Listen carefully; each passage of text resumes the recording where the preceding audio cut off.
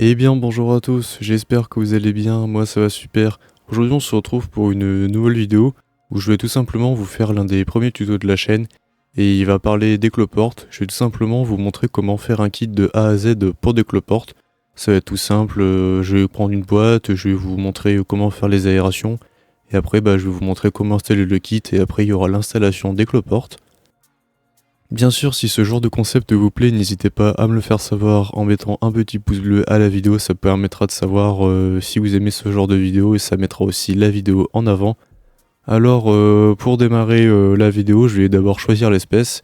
Donc l'espèce que j'ai choisie, c'est les Armadillidium maculatum chocolate.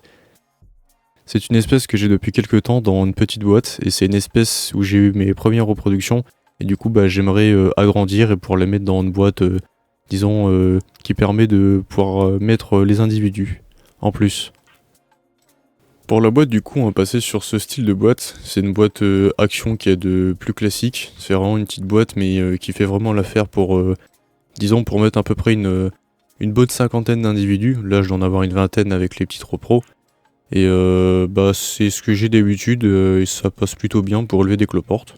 Ensuite, vous allez vous munir d'un pistolet à colle de type 9 mm bien sûr, sinon c'est pas drôle. Et du coup ça va vous permettre de coller la moustiquaire au niveau de la boîte.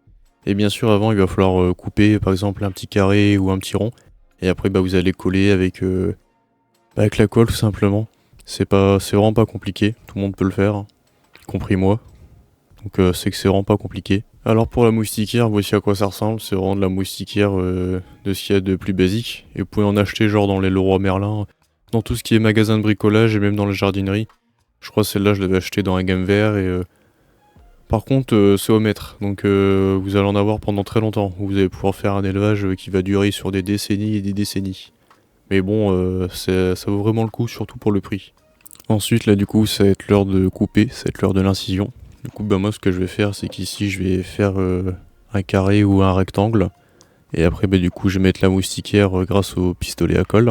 Voici ce que, du coup, ça va donner après avoir coupé. Donc là, j'ai vraiment pas fait quelque chose d'extrêmement propre, mais bon, c'est vraiment plutôt pour le côté utile. Et après, du coup, vous allez mettre de la colle tout autour du carré. Et après, vous allez fixer votre moustiquaire. Et vous allez couper, du coup, comme vous le souhaitez, tout simplement. Et bien voilà le résultat final, du coup je suis quand même vraiment satisfait du résultat. On a vraiment un truc qui donne plutôt bien. Du coup ça va permettre d'avoir une bonne aération dans la boîte pour vos cloportes. Ce qui est important pour permettre à l'hygrométrie de rester sans forcément s'évaporer trop rapidement. Donc voilà, je suis plutôt satisfait. Du coup là on va passer tout de suite à la mise en place des cloportes. Et là du coup avant de les installer il va falloir se munir d'un substrat de type forestier que vous pouvez retrouver un peu partout, ou bien vous allez juste dans les bois et vous vous servez tout simplement. Et il va vous falloir aussi un bon tas de feuilles mortes, il va vous falloir si vous pouvez de la mousse et de la sphaigne, comme ça va permettre de garder l'humidité au sein de la boîte. Et il va vous falloir bien sûr quelques cachettes, comme par exemple une écorce de liège, ça sera parfait pour les cloportes. Et là du coup on passe à la première étape, on va mettre du substrat, disons avec une couche, 3 à 5 cm maximum, c'est vraiment parfait pour des cloportes. Et ensuite du coup, vous allez commencer à mettre de la sphaigne dans un coin, pour que ça fasse du coup un coin humide et un coin sec. Comme ça le cloporte il pourra différencier les deux endroits et s'il veut aller vers l'humidité il ira, ou s'il veut un endroit un peu plus sec il pourra du coup s'adapter.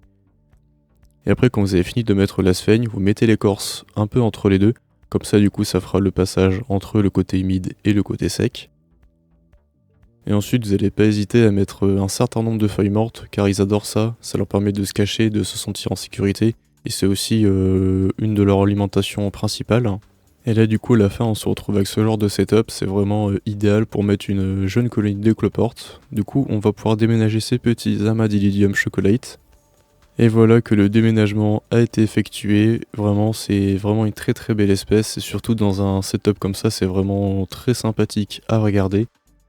Donc si vous avez aimé cette petite vidéo d'un petit tuto, un tutoriel assez simple, assez banal, mais qui permet quand même de pouvoir démarrer une première colonie de cloportes, si ça vous a plu, n'hésitez pas du coup à mettre un petit pouce bleu à cette vidéo, et si vous voulez d'autres tutos, n'hésitez pas à me demander dans les commentaires.